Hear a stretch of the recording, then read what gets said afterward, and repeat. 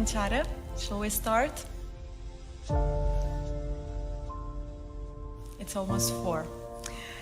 So thank you very much for being here.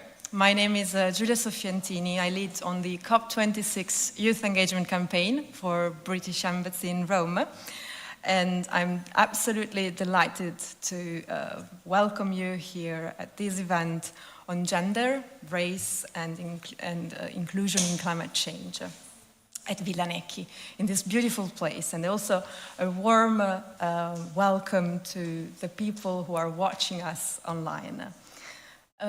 This event is part of a series of events called All for Climate, which is sponsored by the Italian Ministry of Ecological Transition. This event consists in a roundtable discussion which will be focusing on the disproportionate effects that climate change has on women, girls, ethnic minorities, indigenous people, and people from poorer backgrounds.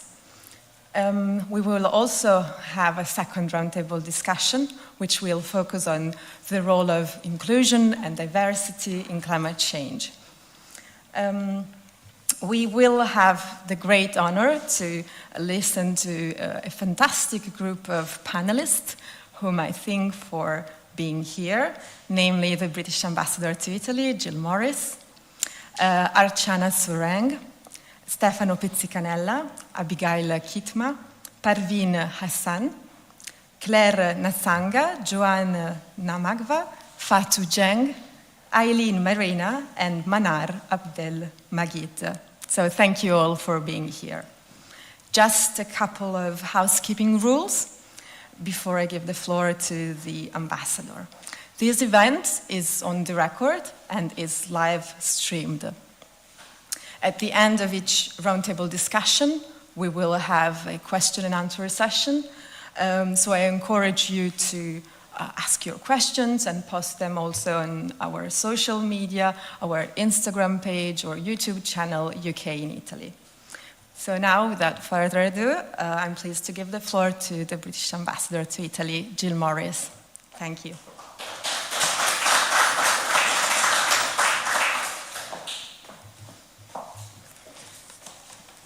Thank you very much, Julia, for that introduction. It's a real pleasure to be here. Welcome to our guests in person, and of course to everybody who is joining us online. I just wanted to say a few words to set the context for this very important discussion today.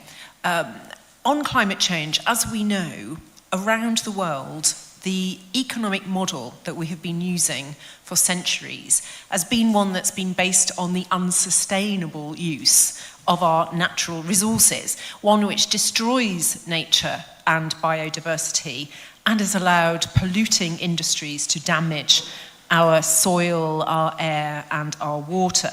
So not only has this system been damaging and devastating for our most precious good, nature and our planet, but it's also been making our communities more vulnerable to the impacts of climate change. And that, of course, is what the world is here to discuss in Milan this week. The 400 young people taking part in Youth for Climate and the preCOP, the preparatory conference for COP26 itself. But it's also important to examine how climate change affects us, because it doesn't affect everybody in the same way. Climate change is deeply interlinked with pre-existing inequalities, with global inequality. So those that increase the exposure of disadvantaged groups to the adverse effects of climate change. Pre-existing inequalities increase the susceptibility of disadvantaged groups to damages caused by climate hazards. And it also decreases those groups' relative ability to cope with and to recover from the damages that they suffer. Now, women and young girls commonly face higher risks and greater burdens from the impacts of climate change. Women often don't have the same access to resources, such as education, information, land, financial credit, those resources that would help them deal with the impacts of climate change. Disproportionate climate impacts also occur, of course, across the axes of ethnicity and race, both in developing and developed countries, although in both cases low economic status is also intertwined with race and ethnicity status. Indigenous peoples are particularly vulnerable to the impacts of climate change, primarily due to their high reliance on natural resources for their livelihoods, and of course the context of the discrimination that they already face and their level of poverty. So climate change exacerbates those difficulties already faced by Indigenous communities, including political and economic marginalisation, loss of land and resources, human rights violations, discrimination and unemployment. For all these reasons, women, girls, ethnic minorities, Indigenous communities, and people from poorer backgrounds are more vulnerable to the devastating effects of climate change. And this is why, when we take action to tackle climate change in our communities, in our countries, in our organisations, we should be mindful, conscious of the different impacts that climate change has on those communities. Now, I think a really important part of this conversation is to make sure that we are not painting these groups as victims and looking at this through the prism of victimhood. Yes, they are groups that are more disproportionately affected, but they are also the voices that we need to find the solutions to the climate crisis. They're also the actors that are crucial for the fight against the climate crisis. And their insights and experiences, as we'll hear today, are absolutely vital to find the right solutions. So we must do everything we can to involve all of those voices in the debate, as we are indeed today in our own way by creating this platform. And the UK COP presidency this year is committed to driving progress across all mandates and securing an outcome that respects and reflects the interests of all parties, including the poorest and the most marginalised communities, by working closely with civil society to amplify those voices, listen to those voices, and to deliver the most inclusive COP we have ever seen. So we've convened this group today of experts and advocates because we want to hear what challenges you are facing and how you are trying to overcome them. And I'm absolutely sure that this discussion will offer some valuable insights. Thank you very much for being part of this really interesting but also very, very important conversation. Thank you very much. E buon lavoro. Enjoy the session. Thank you. Thank you, Jill.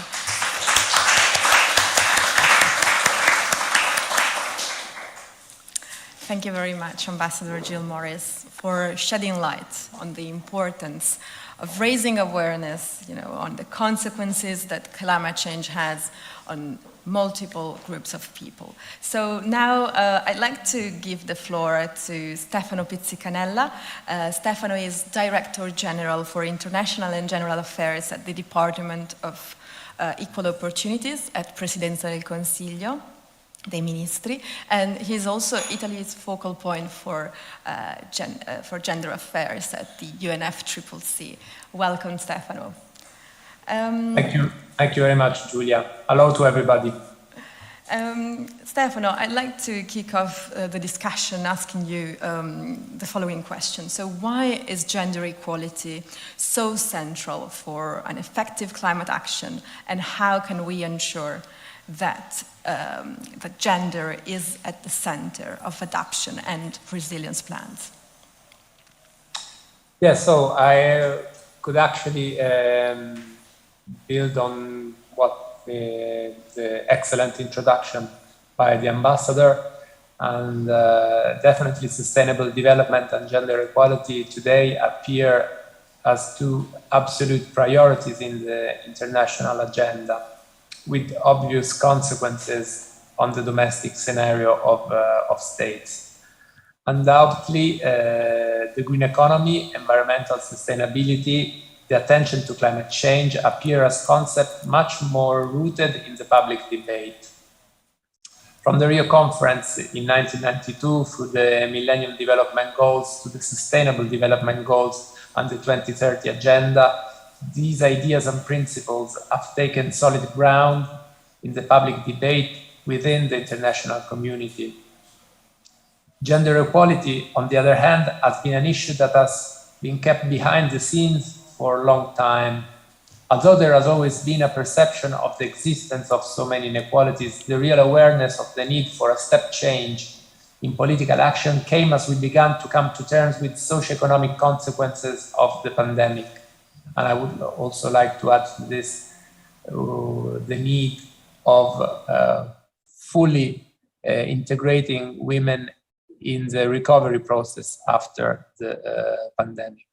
The aftermath of COVID-19 made evident all the new inequalities that unacceptably affected women's empowerment in the past. This time gap should not leave us thinking that sustainability and gender equality remain distinct and separate issues. Quite the contrary, I would say. I'd like to ask you something else, like what actions have been taken by the UNFCCC in recent years to close the gap between gender equality and climate action? And what do you think should be done to accelerate progress in this area? Yes, so over the past decade, the conference has made great progress in integrating gender into all thematic areas of negotiation. In 2014, the COP established the first Lima Gender Work Program to promote gender balance and integrate gender lens into the work of parties and the Secretariat in implementing the convention. The Lima Gender Work Program was extended for 3 years in 2016, and in 2017 was adopted a 2-year gender action plan. In 2019, the implementation of the work program and the action plan was reviewed and enhanced. A 5-year Lima work program on gender and related gender action plan was adopted at COP25. Outside these key gender-focused deliberations, actions in several thematic areas aim to improve gender equality through both policy and practice, encouraging gender balance in decision-making and gender responsiveness in the development, implementation, and monitoring of climate change policies and actions. The strengthened Gender Action Plan establishes goals and activities in 5 priority areas: capacity building, knowledge management and communication, gender balance, participation, women's leadership, coherence, gender responsive implementation and means of implementation, monitoring and reporting. These aim to advance knowledge and understanding of gender-sensitive climate action in its consistent integration into the implementation of the conference and the work of the parties, the Secretariat, UN entities, and all stakeholders at all levels, as well as the full, equal, and meaningful participation of women in the conference process. Building effective responses to climate change requires an understanding of how gender inequality affects multiple issues: access to and control of resources, institutional structures, social, cultural, formal networks, decision-making processes.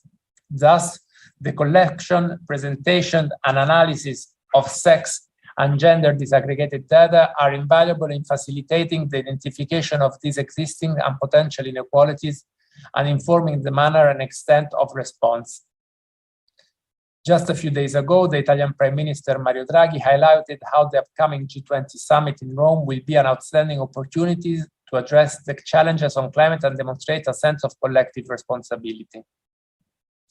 I would like also to add that the need and the call for improving the collection of gender disaggregated data has also been highlighted on the occasion of the G20 conference on women's empowerment, the first of its kind held under the G20 umbrella that the Italian Presidency organized in Santa Margherita Ligure a month ago on the 26th of August.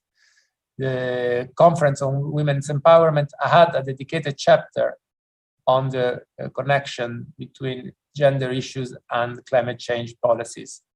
And the results that are summed in a chair statement that is published on the G20 website clearly indicate the need to integrate and call for a improved integration of women within the leadership on climate change, of course, in decision-making on climate change, given the fact, as the ambassador said, that women, as other vulnerable groups, are often hit particularly by the consequences of climate change. Thank you, Stefano. Yes, obviously we cannot close one gap, namely the climate crisis, if we do not close other gaps. So clearly the gender inequalities. So thank you very much for raising this point. I'd now like to introduce you to Archana Sureng. Archana is a member of the Korea tribe in India, and she's also a member of the UN Youth Advisory Group for Climate Change. Archana, can you hear us? Yes, hi, hello everyone, I can hear you all. Hi, Archana. Archana is also a youth delegate at the Youth for Climate Summit here in Milan. So Archana, how is it going in Milan at the summit? It's been it's been really an inspiring moment here, meeting all the young people, young delegates across the globe, working here and coming together to advocate for climate action. So it's been really an emotional, inspiring and empowering moment. That's wonderful to hear, Archana. Can you please tell us a little bit what the UN Youth Advisory Group on Climate Change is, what your role is, and why it was established? Yes. So talking about United Nations Secretary General's Youth Advisory Group on Climate Change, on July 2020, Secretary General formed this group. We are 7 of us all across from the globe, and we come from different continents, and we also come with different expertise in terms of thematics and in terms of profession.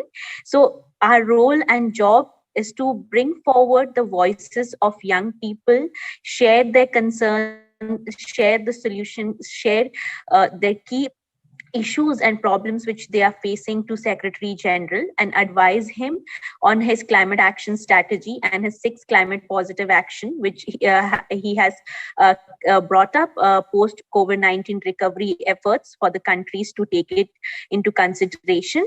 And also, if we see our formation of a youth advisory group has been really, really crucial, because it also shows that the world leaders are willing to hear the young voices, not only in terms of making them an integral part of a decision-making process, but also keeping them in the advisory position and advisory roles, as we feel that it's very important also to emphasize that how we can ensure that we are participating in the decision-making processes. So we have been reaching out to different stakeholders in the UN and the world leaders across the globe, reaching out to different youth groups. We had also organized a global youth consultation last year, wherein we tried to bring forward the issues, interacting with different people in terms of indices of the countries, in terms of indigenous people, in terms of green jobs and green economy, in terms of climate finance, adaptation and resilience. And what I would like to say that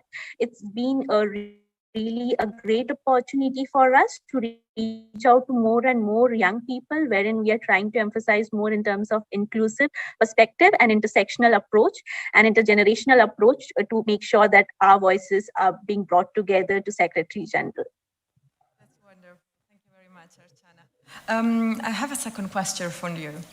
So can you please tell us how climate change increases pre-existing social and racial inequalities? So in particular among women, girls, ethnic minorities, indigenous people, and people from poorer backgrounds. Yes, so for me, if I share my own personal experience and from the region which I come from, so I would like to say that given the COVID-19 situation, I'd like to give the recent example of COVID-19.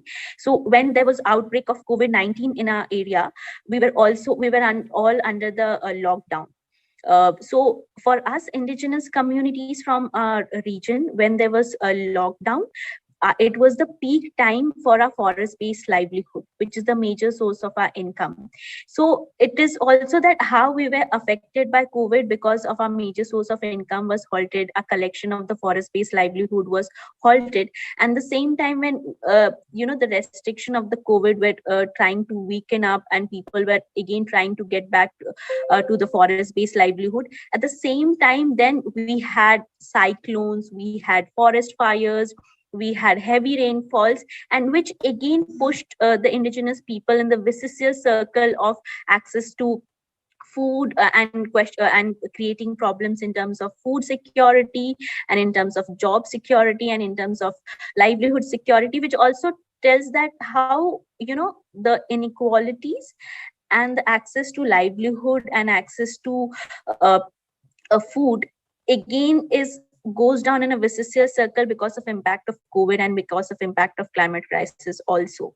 So this is just one example, and it's not only COVID, but it's also, if we go beyond that and backward that, if I would like to say that indigenous people have been denied of resources, have not been able to access the resources, and specifically when we talk about access to resources, whether it is in terms of healthcare, whether it is in terms of livelihood opportunities, or whether it is in terms of access to education also. And when there is impacts of climate crisis like cyclones, earthquake, forest fires, we indigenous people are losing our home. We are also losing our lands. We are also losing our forest, which is again our source of our life, identity, culture, and tradition. So the loss which we are incurring because of because of climate crisis, it is again bringing us back, because if we lose our culture, if we lose our tradition, if we lose our identity, then it is very difficult for us to be again secure in terms of food safety, secure in terms to move ahead or come out of poverty. And that is why it's very important that when we look into the connection of climate crisis and deepening injustice, we are, since time and again, we have been denied of the opportunities and resources. Our lands, our forests have been taken away. And now when again it is climate crisis happening and impacts happening, again we are losing out on whatever we have. So I would also like to say that if an indigenous community is struggling for livelihood because he is living at the risk of being evicted from his place, from his forest, from his land, from which he has been protecting since ages through the traditional knowledge and practices. If he's living at the risk of displacement and land grabbing, and again, along with these risks, if he has to undergo cyclones, earthquakes, then it is again very difficult for them to come out of this vicious circle of poverty. Thank you, Archana. That was very interesting to set the scene a little bit, understand the impact that climate change has been having on indigenous people. Thank you. So I see that there are already some questions flowing in. Please, we will be answering all these questions in a couple of minutes. But before doing this, I'd like to welcome here the Director General of Unicef, Paolo Rudzera. Paolo, if you can please come here, please.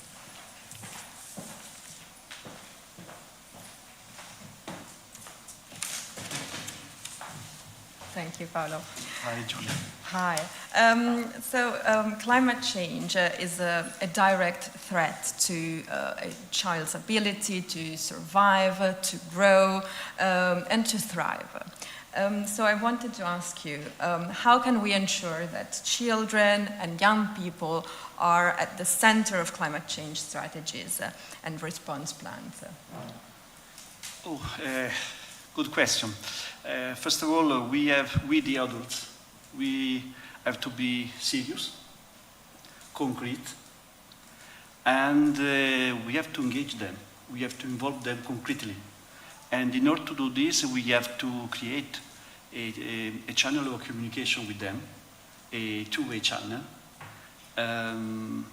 using their instruments, using what they use every day for their life. And it have to be not only an occasionally, but something that is really part of our thinking. So it's a very big cultural operation that we have to do with ourselves, with the adults. Because often we can include the young, yes, you are the young, do this, fantastic, very good. Then after we decide. This is no more sustainable. If we have to speak about sustainability, this is no more sustainable. We have to involve them concretely and work with them. Many people use young people, use them, giving them some chance, but it is not real, it's not concrete. We have to involve them and then give consequences of their involvement, of their engagement. I'll give you one example. In Unicef, all over the world, we have chosen to speak with the children and with young people through the mobile. Because more or less, right or wrong, in the world, every young people or children, they have a mobile, also in developing countries. And now we have created an application for mobile, U-Report, and thanks to this application, we are able to speak with them. And from the beginning, the steering committee in each country of this application is composed by young people, together with the adults, because they want to work together with us, not apart from us. And I give you also an example, concrete example. We have used this app also during the Afghanistan crisis, the last Afghanistan crisis, because in Afghanistan we have had crisis for many years. And during those days, very difficult, very, something many times we were not able to understand very well what was the situation. UNICEF asked through this app to more than, and we reached more or less 100,000 of young people in Afghanistan, and of these 10,000 were young girls. What do you want now? What do you need now? And this is very important, because in that moment they were protagonists, because somebody told them, okay, we are listening to you. What do you want now? And this is very important, because if we don't start listening to them, every start is wrong. Thank you very much, Paolo. How do you think that, so how can we ensure that young people and children are recognized as agents of change? I think it's the same. We have to listen to them and really give concrete consequences. After we have listened to them, okay, now what we do? I'll give you another example. We in Italy, we have had 2 weeks ago an hackathon. There was a moment in which young people was organizing an hackathon with online instruments to understand a climate problem, pollution problem in Italy. They have organized themselves and they have written 3 projects. And after this, I told them, okay, now this project, we want to apply this in Italy. It's difficult for the adults really involve them.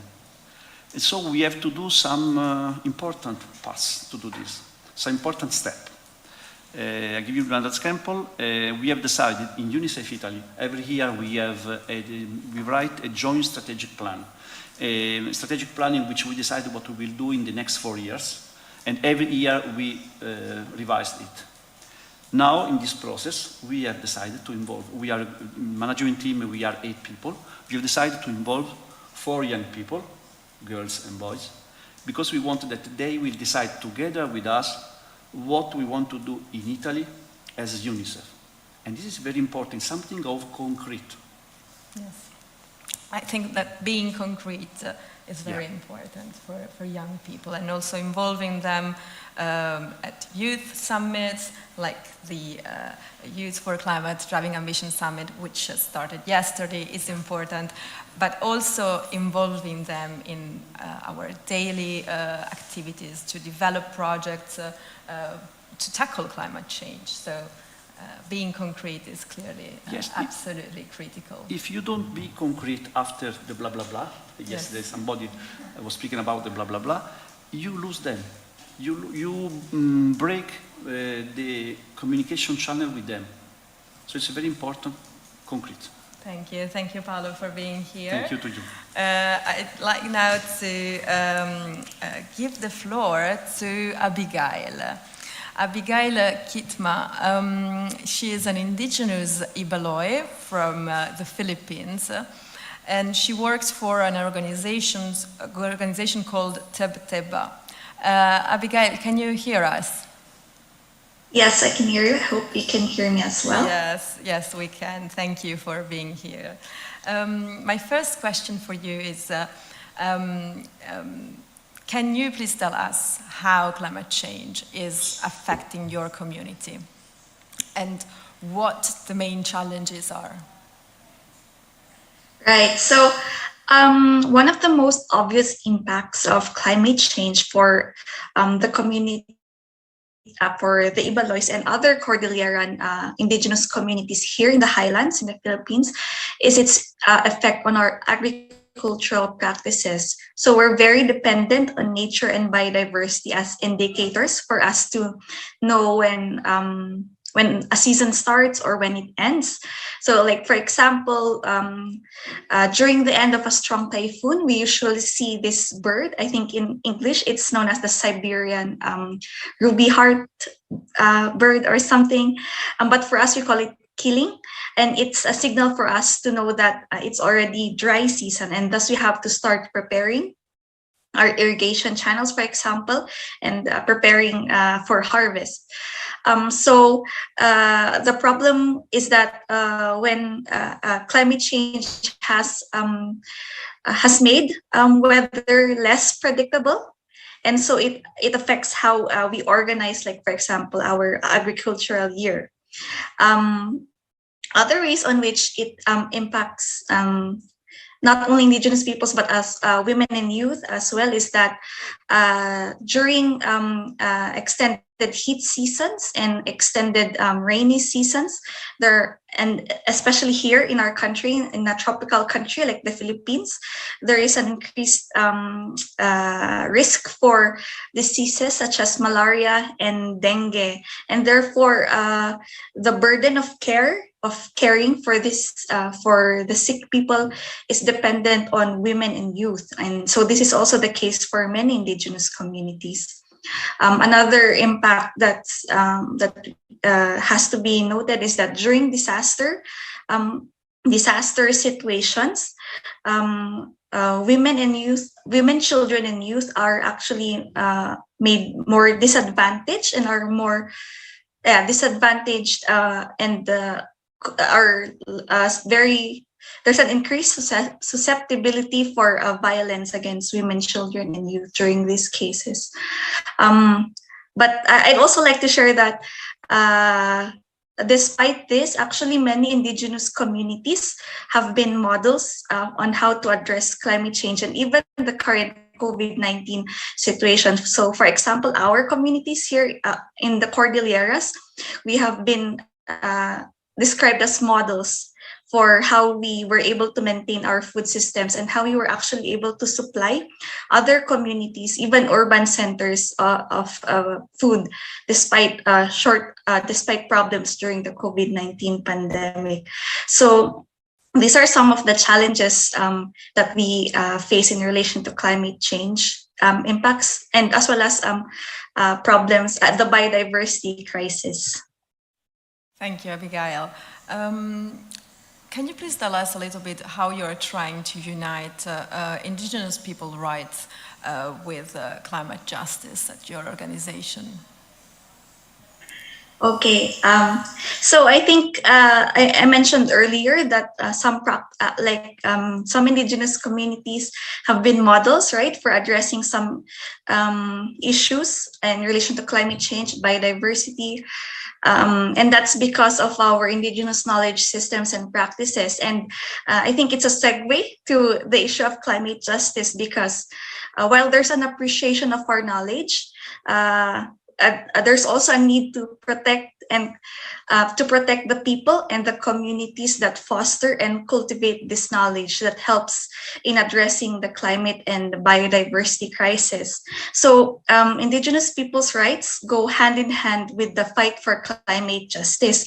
And it's not actually only our rights, but it's actually, we consider it our responsibility and our duty to protect our forests, our homes, our farms, our rivers that have been passed on to us by our ancestors for us to steward.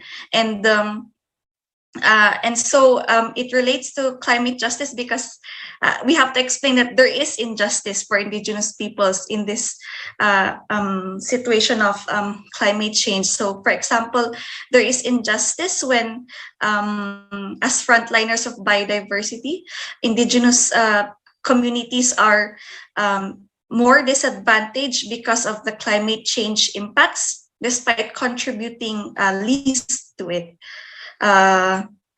Despite being those who are doing actions on the ground, there isn't much direct access for financing for our local collective actions to address these issues, for example. There is also injustice when there are development projects and even sometimes even in the name of climate mitigation and adaptation and all those buzzwords we hear right now, like green recovery or nature-based solutions, when they are done without the free, prior, and informed consent of the indigenous peoples involved, as well as when they are not consulted on their priorities for development. Thank you. Furthermore, there are even Furthermore, there are even cases of indigenous environmental and human rights defenders who are even criminalized and killed. So, and for youth, it's very important that we safeguard our current state. We safeguard our future by protecting the nature now. So as what we do in Tabtaba and other indigenous peoples organizations and civil society also do this as well, is that we lobby for the protection and respect of rights in different political arenas from local to global, ensuring that fighting for a seat for indigenous peoples to voice their concerns in these issues and to support as well indigenous peoples to meaningfully engage in these processes. So thank you for taking a bit long, but yeah. No problem. Thank you so much. It has been very interesting listening to you. Now I'd like to open the floor for some questions and answers. Please feel free to ask your questions, and then we'll start the second panel, which will focus on diversity and inclusion in climate change. So please, is there anyone who would like to ask a question from the audience here or online? Please.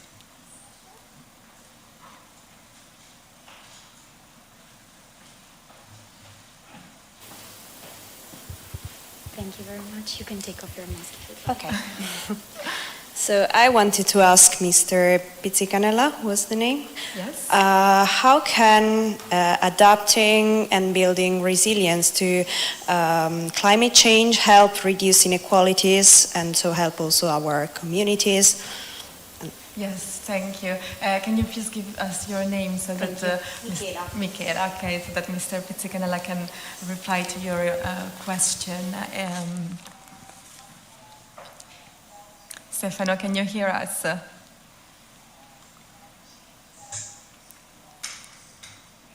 So thank you. Yes.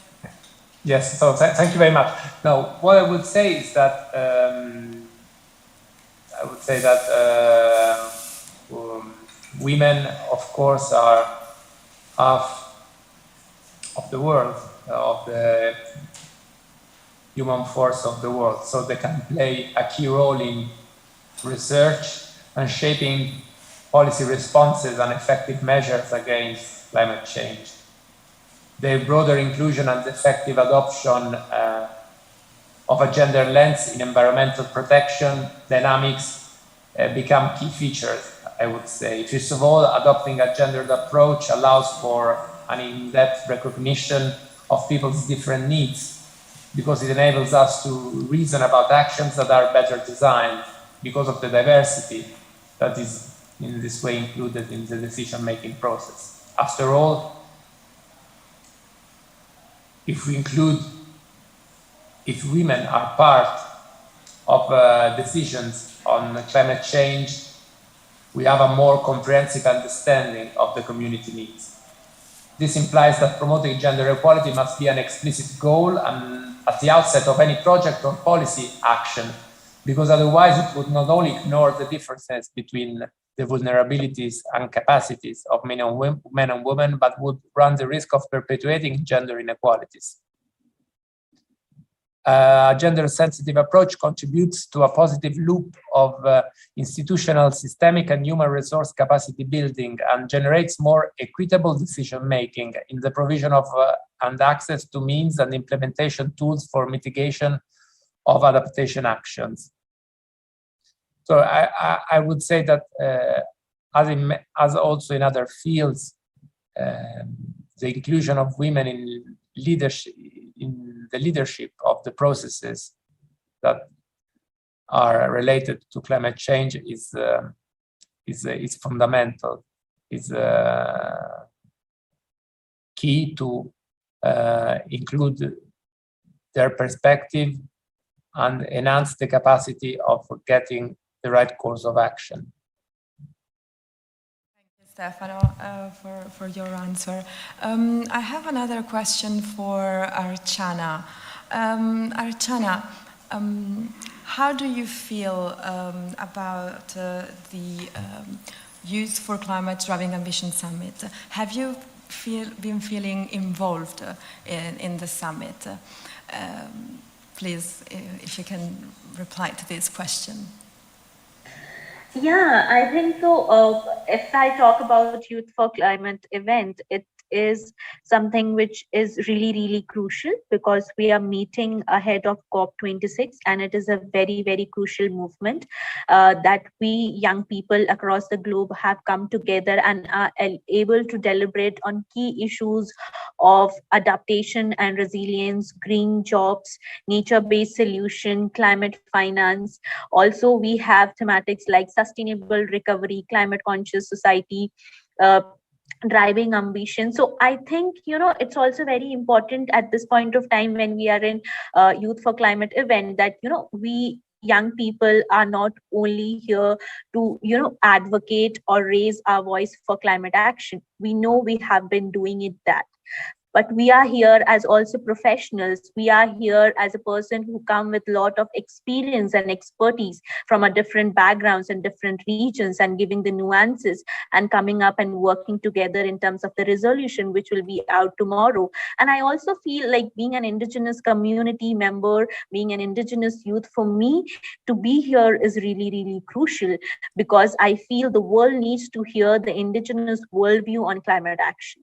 The world needs to listen and make Indigenous people an integral part of the decision-making process of climate action. And I'm happy that the IPCC report has also very explicitly emphasized on the need of rights recognition of Indigenous people over the land, forest, and territories. And as an Indigenous youth, I am also very happy that this perspective is also being highlighted and flagged off and also raised by the Indigenous youth delegates, those who have here, because I feel for us Indigenous youth, at least we have key important things which is very, very crucial for us. It's like rights recognition of our Indigenous territories, rights recognition over our land, forest and territories is really, really crucial for us in terms of climate action. And it's not only us, but also it's the science which is saying, and at the same time, it is also respecting, supporting our traditional knowledge and practices. And it's also very important to ensure that there is more and more meaningful leadership of Indigenous youth, and which I'm happy that there are Indigenous youth, those who have come here and emphasizing on it. And at the end of the day, I also feel that Youth for Climate event here is also a way where we see that it's a feeling of solidarity. It's a feeling of inclusivity where we all are meeting each other, saying a perspective and trying to include all the perspective. And I feel it's also the moment of power, as in, empowering. It is an empowering moment to understand and feel that, what I'm facing in my country is not different from the communities or young people, those who are facing in different countries. We all are facing the impacts of climate crisis, but yes, we all are facing it differently. The intensity, the implication and the impacts of climate crisis is very, very different at all levels. And that's why it is very important for us to be very vocal about it and say that how things have been really, really crucial for the vulnerable communities, for us Indigenous and local communities. And also at the end, I would like to say that for us Indigenous and local communities, it is we who have been guarding the nature and the forest since ages through our ancestors. And we are the least contributors to climate crisis, but we are the most affected communities in terms of climate crisis, which again is like really needs to be emphasized when we are talking about climate action and climate justice. And at the same time, it is also very, very crucial to ensure that when we are talking about climate justice, it is very important to ensure safe and enabling spaces for young people, because we Indigenous people and young people are still facing gross human rights violation and systematic racism. So I think it is very important for us to come together and call out the systematic racism against Indigenous people and the gross human rights violation on them, and also ensure that we all are having a safe and enabling spaces to speak ourselves and also make our voices heard. And yes, we are here raising our issues, we are speaking up, which is really a good opportunity. But yes, again, I urge all the world leaders to act on it, because we really, really need a climate action right now. It's not also mere listening, but it is listen and act and involve us. Thank you. Thank you, Archana. Thank you so much. So now I'd like to kick off the discussion around the importance of inclusion and diversity in climate change. So I'd like to introduce you to Parveen Hassan. Parveen is Diversity and Inclusion Lead at COP26 unit. Parveen, thank you for being here with us today. Can you hear us? Yes, I can. Thank you so much for the invitation. Hi. Parveen, why is inclusivity a key element of COP26? Well, first of all, thank you, UK and Italy, for organising this seminar. It's come at a crucial time. Thank you so much. The UK is committed to delivering an ambitious, all-of-society and inclusive COP26. We know that approaching our presidency in a fair, inclusive and balanced way will lead to the most sustainable outcomes. We will champion inclusivity throughout our COP presidency and use our position to empower and amplify the voices of those whose views are often marginalised, addressing their needs and priorities in the run-up to and at COP26. We want to work with youth and civil society to amplify and learn from with their voices and those most affected by climate change, to inspire governments to increase the ambition and work with us to deliver a true all-of-society and inclusive COP. Existing inequalities exacerbate the impacts of climate change for individuals and communities, limiting their resilience whilst constraining their options to act. This includes, but is not limited to, those living in poverty, women and girls, people with disabilities, youth, Indigenous and marginalised groups, in particular, those facing multiple exclusions based on their characteristics. For example, 80% of people displaced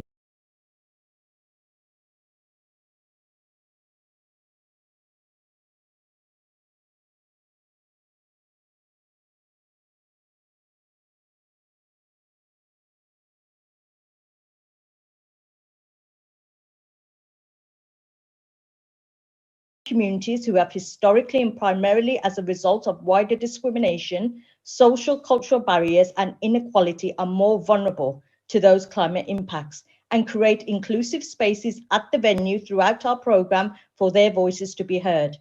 The COP26 President-designate has established a number of advisory groups to guide our planning and delivery of COP, which is why we have a Youth and Civil Society Advisory Group, co-chaired by youth representatives, and a business advisory group. We are committed to ensuring that people feel their voices are being heard and acted upon. We are also working with a diverse group of Friends of COP, leading figures from around the world who are sharing their expertise in support of a successful summit. This includes Indigenous leaders. We also have established a dedicated youth engagement team within our COP26 unit for the UK's government strategy to ensure youth voices are heard at COP26 and its legacy.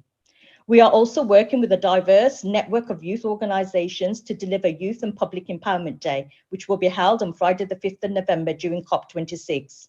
We are also working this week, as you know, in partnership with the Italian government, hosting the preCOP and the Youth for Climate 21 Driving Ambition event in Milan. The Youth for Climate event brings together 400 young climate leaders from across the world, and we want to listen and learn from their experiences. We will continue to invite and value Indigenous representatives to join our ministerial roundtables and advisory groups.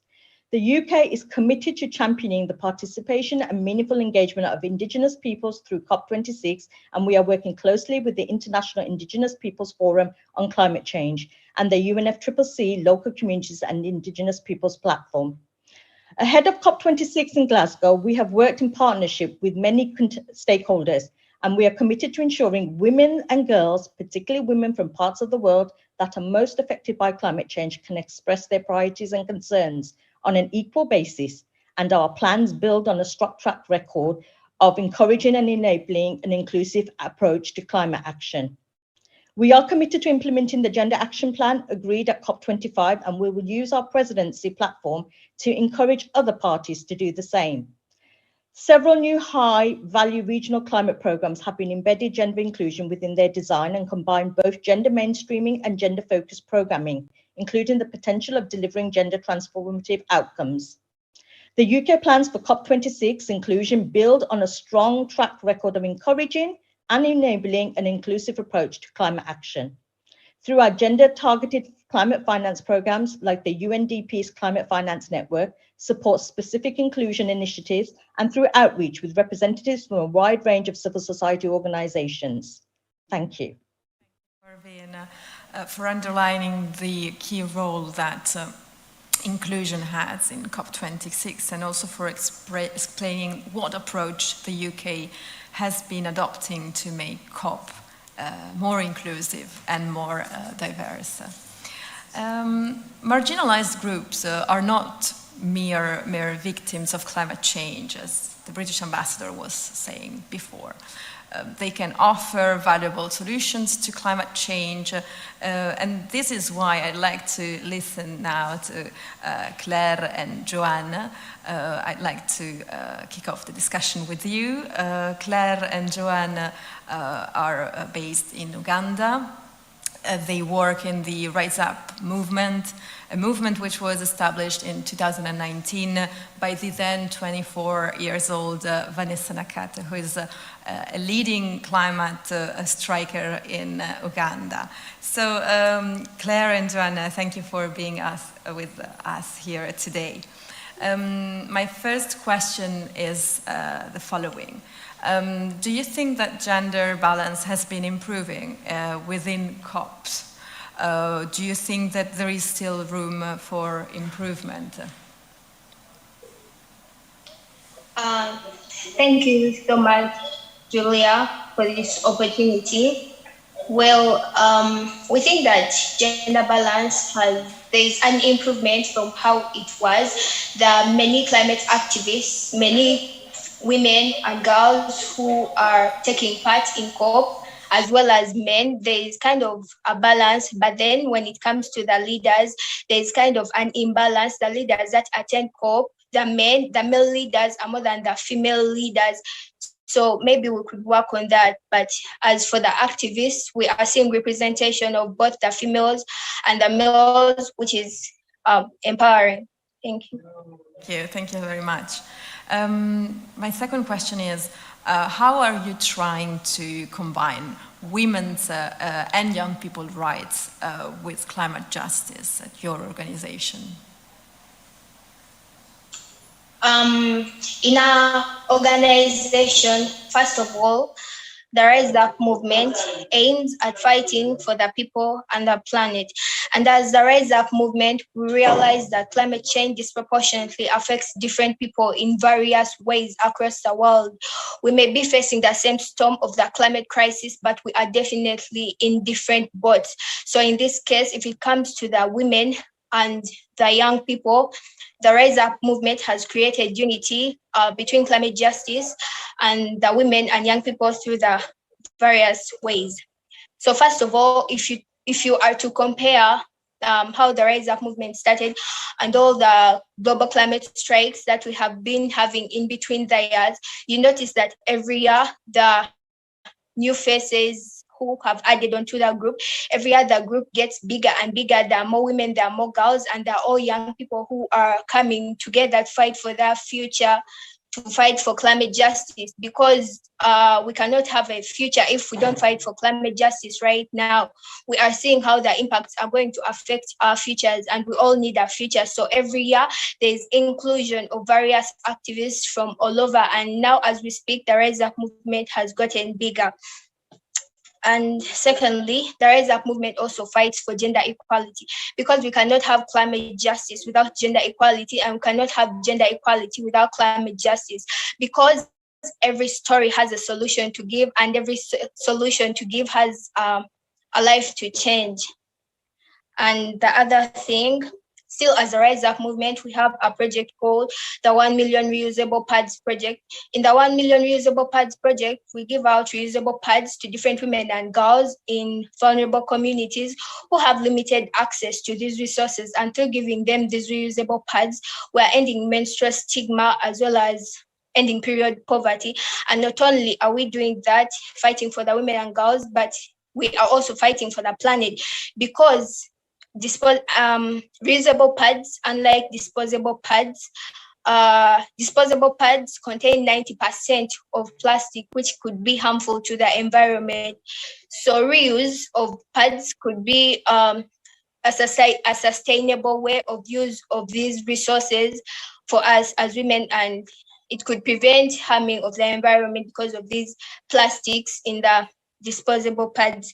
And still, as a Rise Up movement, we have sensitized, empowered, and talked to different young women and the youths in different areas in our societies. We carry out campaigns, we talk to people and sensitize them about their rights, as well as also fighting for climate justice.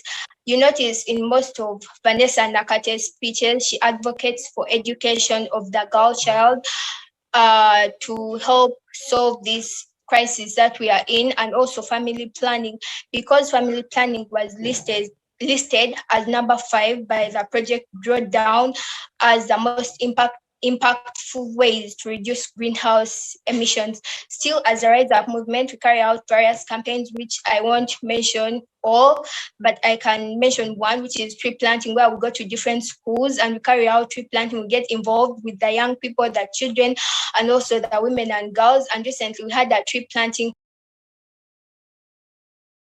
in Uganda, and at the end of the tree planting campaign, we talked to them and we shared knowledge with them about the importance of climate justice and gave them a token of appreciation to encourage them to keep on taking care of the environment and to also help them maybe get something that they really need at that time.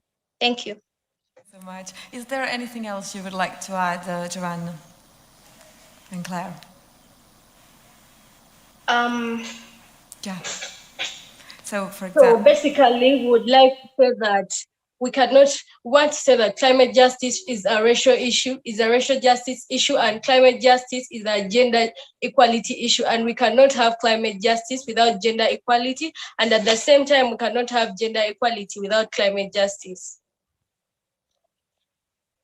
And yeah, racial justice would really positively impact on environmental justice too. We could go deep if we are allowed. Thank you. There are already some new questions flowing in, but we will answer shortly. Before that, I'd like to give the floor to Fatou Dieng. Fatou, are you with us? Can you hear us?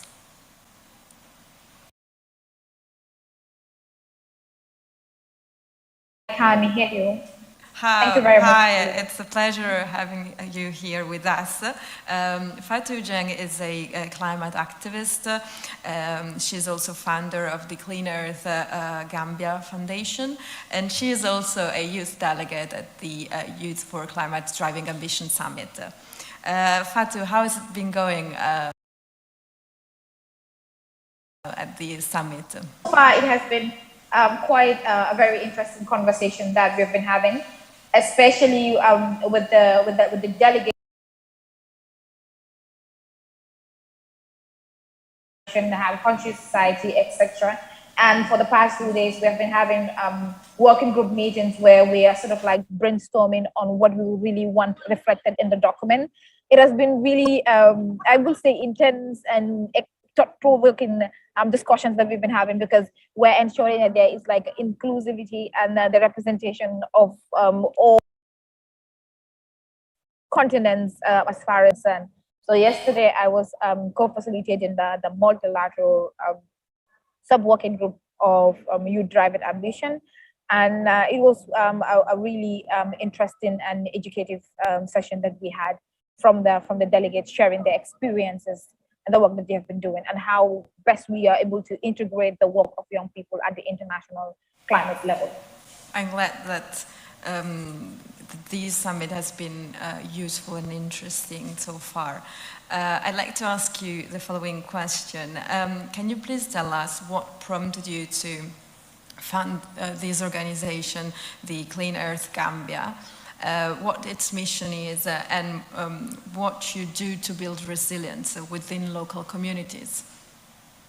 Thank you very much. So I have been into climate change activism for like the past 6 years at the national level and the international level, especially with Yongo, which is like the official youth constituency of the UNFCCC. So I have been leading the Gender and Women Working Group, where we have been ensuring that there is participation of young people in climate-related processes. And at the national level, I have been doing a lot of advocacy, especially working with women farmers and young people, especially on gender and climate education and action for climate empowerment.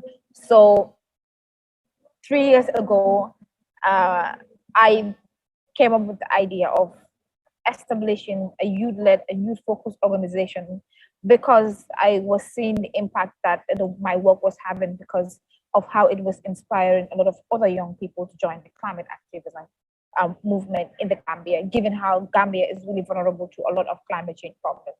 So I established it, and it was formed with a group of other young climate enthusiasts who were actually already in the field and really want to give more to our societies. And so far, our work has focused on gender and climate change. Youth and climate change, more or less, is focused on action for climate empowerment and conservation work. We've been able to work with women farmers in the Gambia, because obviously we all know how women are really vulnerable to the climate crisis and how we've been disproportionately affected. And in the Gambia, so it's not an exception, because our women engage in agriculture and horticultural activities. And over the years, they have been facing challenges with land degradation, encroachment of their lands by corporation, etc. So we've been working with women farmers as well as ensure that their land lives are protected. Just a few months ago, we were working with the young people of Gunjur because women farmers in Gunjur were at the risk of losing their farmlands by a fiscal corporation. So we actually had to work with the young people of Gunjur to ensure that this was not going to happen by engaging with our leaders, and also sort of like took the matter to court. Also, we have been doing a lot of climate change awareness activities, especially in schools, because we still don't have environmental education incorporated in our basic education curriculum. And in our organization, we believe in what we call catching them sort of like at a young age, to ensure that young people get to know about the climate crisis at a very young age, instead of when we could get to like an older age. So we have been doing a lot of capacity building trainings with Plan for the Planet International in schools to ensure that young people know about climate change and how they could engage in climate change advocacy, among others.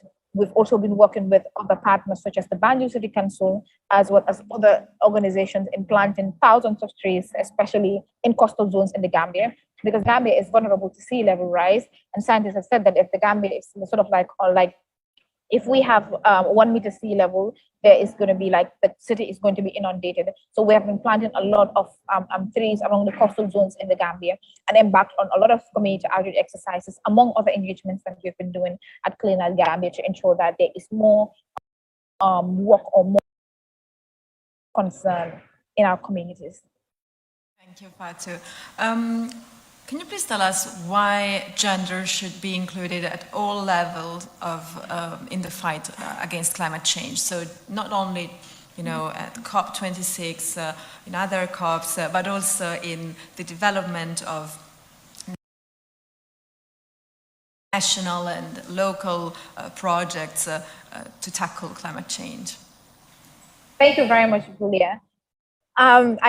Because as someone who's really been passionate about gender and climate change issues, and I've been really focused on gender and one thing I'll say is people are now, if people were turning a blind eye to it, now they understand, or now they're coming to realize how women are really very important as far as climate change, fighting the climate change crisis is concerned.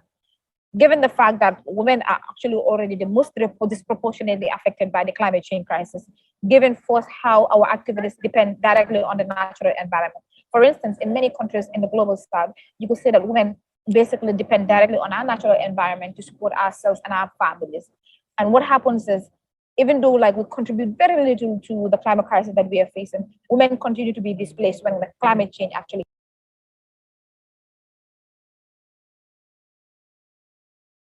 when climate change happens. When women are displaced, you can see that they lose their families, their livelihoods, among other things. And what we have to understand is that gender is basically now sort of like a cross-cutting principle in the Paris Agreement. However, when it comes to the national level as well as the regional level, you can see that they are not really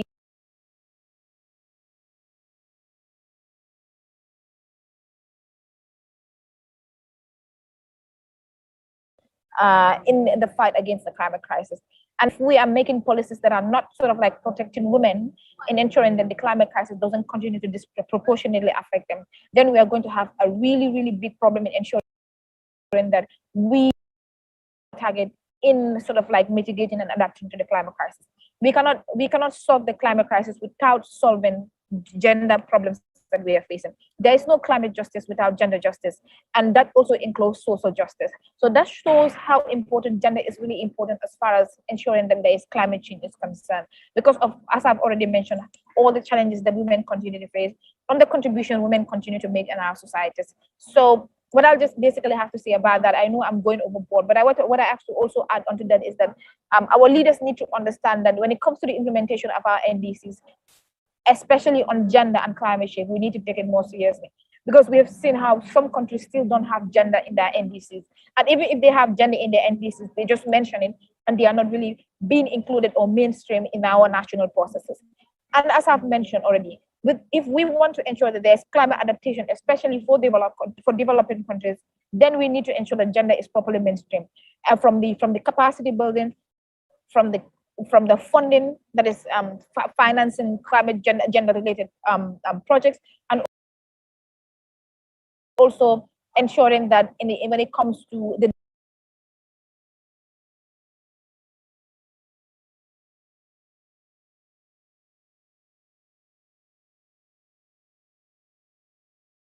participation of women in our local and national and international level, there has been a lot of shortage in it, because over the years we have seen not only at the UNFCCC level, but also at our national level, how we have always had a lack of, and also, as I've also already mentioned, we need to ensure that we take gender issues very seriously, because women really protect our environment. And even though we're protecting our environment, we continue to be very, very significantly affected. And as I've also mentioned, we cannot solve climate change if we honestly do not solve the gender-related problems that we are facing within our continent and beyond. Absolutely, thank you, Fatou. At this point, I'd like to welcome Eileen Mairina.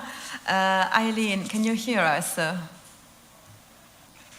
Hi, Julia. Yes, I can hear you. Very well. Hi. Eileen,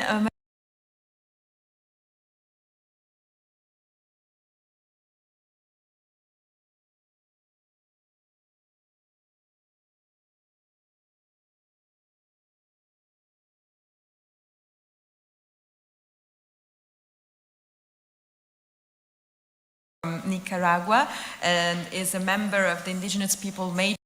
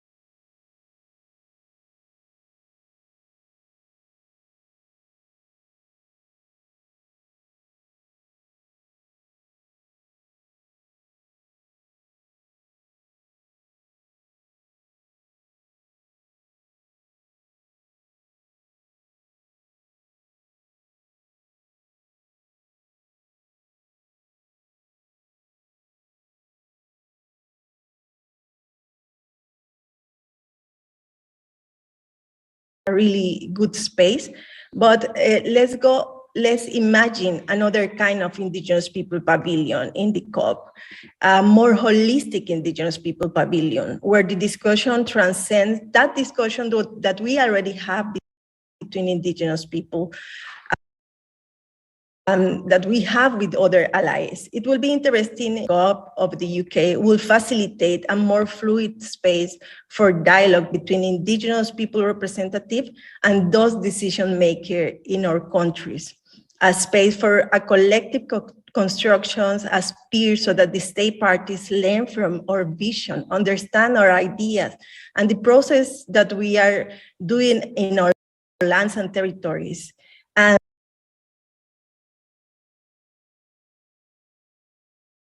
that this example, can be reflected in the agreement of the COP, and then I think it will be a more robust result after the COP. I think previous panelists, our livelihoods have been undermined by climate change, but also policies and action that do not include us in address climate change.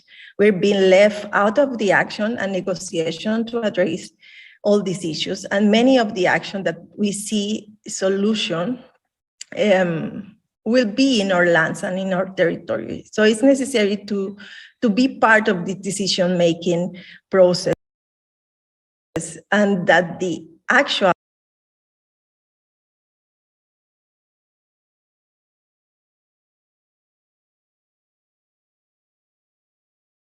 parties can understand how we see this process and the solution. Another point that I think it will be very interesting to see in the COP, and it will be good to have it this year, is to have an Indigenous People Day at the COP, with the idea that we can not only share our culture, but also show all this achievement, or our experience and innovation that we are implementing on our territories. There's a lot of innovation. Normally people think about Indigenous people culture like static, but there is a lot of innovation of Indigenous people youth are bringing to the climate solution right now. So that will be very interesting to have. to see our knowledge system, and how these knowledge systems are contributed to tackle climate change. Thank you, Julie. Thank you. Thank you so much for being so frank and practical. We really need this kind of conversations in order to make COP in general, not just COP26, any COP more inclusive and diverse, because we need everyone on board in the fight against climate change. So even other minorities, including Indigenous people. So thank you so much. I'd like now to give the floor to Manar Abdelmajid. Manar, can you hear us?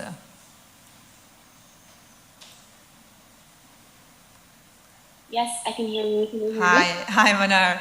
So Manar is climate change specialist at the Food and Agriculture Organization of the United Nations. Thank you so much for being here with us today. So Indigenous people are clearly critical in the fight against climate change, because they have valuable knowledge which should be implemented in the fight against climate change, as we were saying before. And I wanted to ask you, Manar, if you can please talk a little bit about nature-based solutions, because or ecosystems-based approaches, because Indigenous people have been using these for centuries, and they are an integral part of the fight against climate change. So can you please tell a little bit what these nature-based solutions are? Yeah, thank you, Julia. So I think I'll start off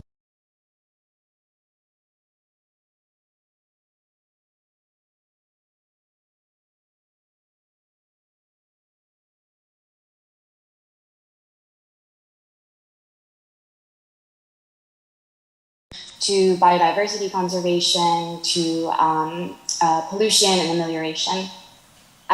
In food systems in particular, these approaches are targeted at restoring agro-ecosystems and also conserving biodiversity for food and agriculture. And what I really want to highlight here is when we are talking about nature-based solutions in food systems, we're really talking about how agro-ecosystem restoration can help us to manage and mitigate multiple agri-food system related risks. So the World Economic Forum 2021 global report on risks in terms of likelihood and impact over the next 5 to 10 years, we know that 5 of those top global risks can be linked to food systems. So this includes extreme weather, climate action failure, human environmental damage, infectious disease, and biodiversity loss. We also know that highly degraded and less biodiverse landscapes and seascapes are more vulnerable to the impacts of a warming climate. So what we do know is that if we do invest in the restoration of our landscapes and seascapes, we can more effectively address our biodiversity, climate change, and economic crises. So here what we're really talking about is 1, protecting ecosystems that are still in good shape. 2 is halting degradation where it is occurring. And 3, because we've already destroyed quite a bit, it's reversing this degradation in many places. And for the agriculture sector, NBS encompass regenerative agricultural practices, forest restoration, as well as sustainable management of aquatic ecosystems. Thank you, Manar. Can you please tell us a little bit how nature-based solutions can be used to become more resilient, to make our communities more resilient to climate change? Give us some examples. So we do know that over half of our global GDP is dependent on nature.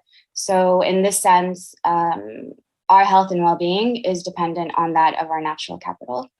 And for because I'm from FAO, but for food systems in particular, when we talk about NBS, we're talking about approaches that can be optimized and synergized to target restoration and sustainable management and conservation of this capital, which we need to buffer agricultural livelihoods against climatic and non-climatic risks, and also to support the adaptation of livelihoods and communities that are dependent on this natural capital.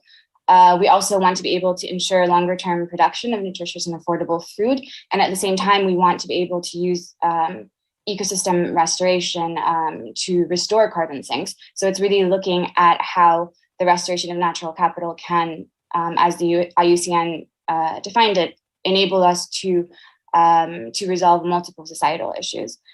And I think, sorry, in your second part of the question? Or? Yes, I just wanted to ask you if you can please tell a little bit how nature-based solutions can be used to make our communities more resilient in practical terms. So it is in a sense about restoring our natural capital, but really making these solutions more effective we need to ensure that that their impacts do trickle down to where they matter most. So we need to engage with rural communities and fragile ecosystems whose livelihoods depend on the health and productivity and resilience of the vegetation and land around them.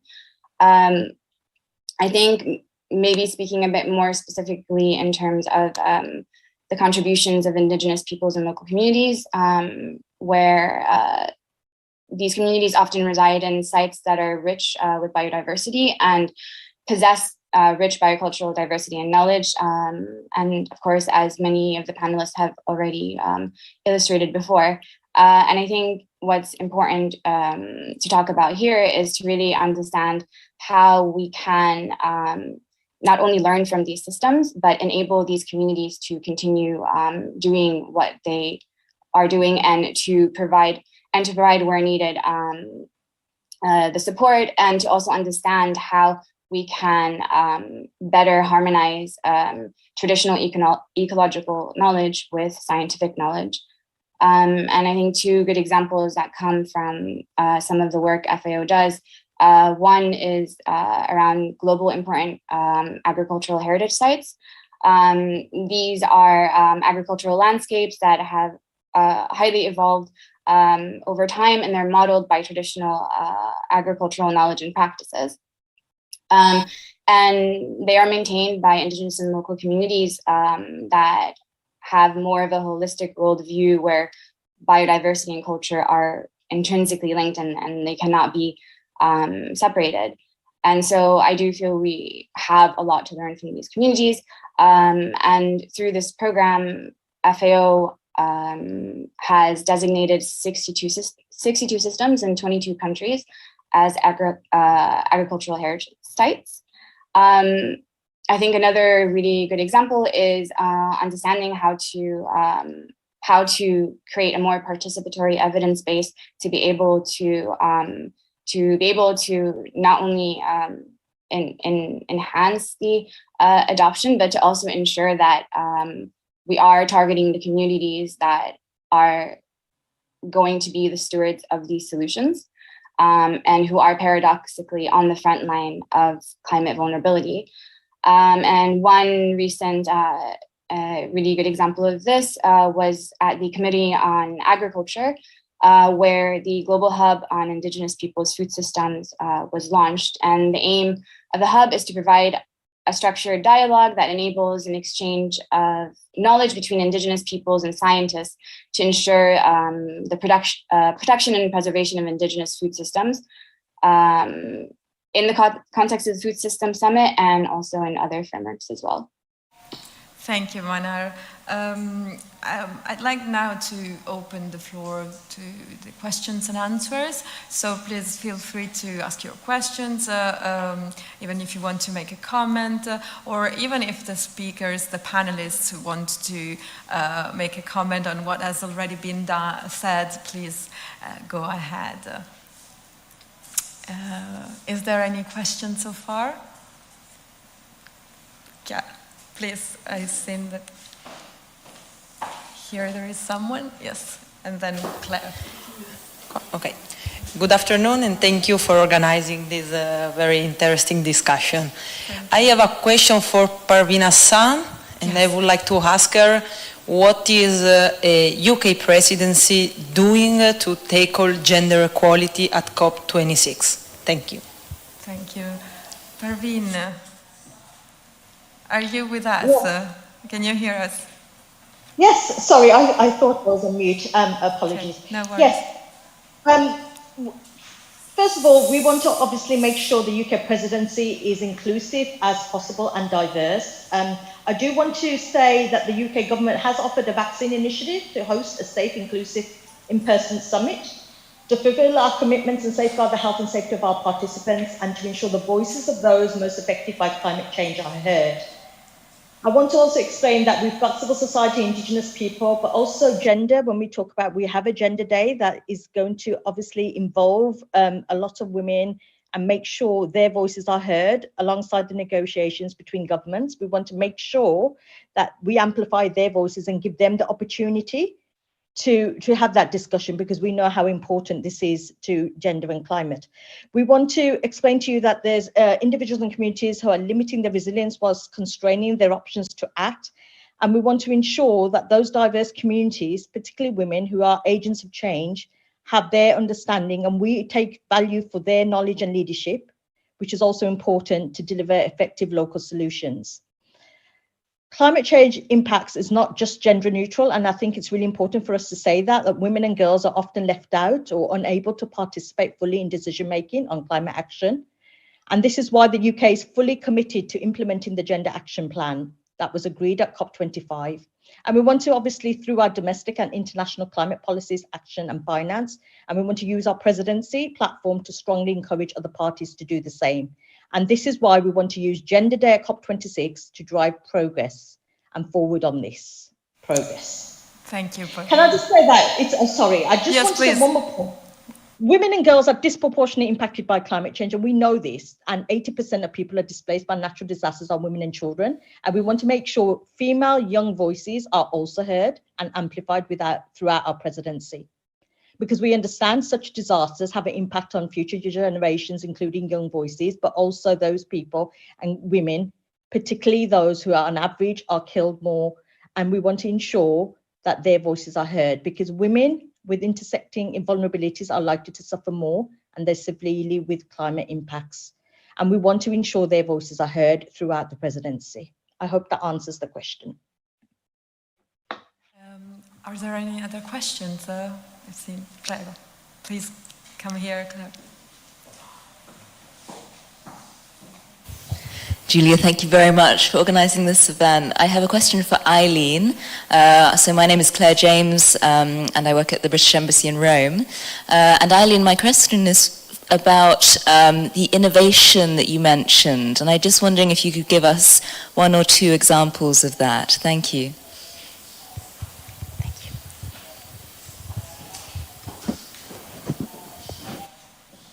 Thank you for your question. Yes, we have seen, I think this actual situation during the pandemic have shown how the Indigenous youth have other ideas and innovation. I think we have, there is a lot of examples. Just want to raise this one in the Andean region in South America. There is a group of Indigenous people, youth Indigenous people, who were developing alcohol from the potatoes, because in this area it's difficult to have water to wash the hands constantly, and it was a necessary issue. So this group of Indigenous make this innovation that it was based on traditional knowledge that they learned from their elders. Other issue that we have seen in other communities, also in Colombia, is that there's a lot of waste that came to the seashores in some communities, and Indigenous people have, youth Indigenous people have been made with this plastic bag that that came to their shores, to their communities. they have a specific way to do the fabric. So they using this way to do the fabric, but they're using with this plastic waste that they receive from the sea. And they are making these bags that they can sell around. And that is also an important issue. The innovation is not only it's also to tackle climate change, but it's also to help to develop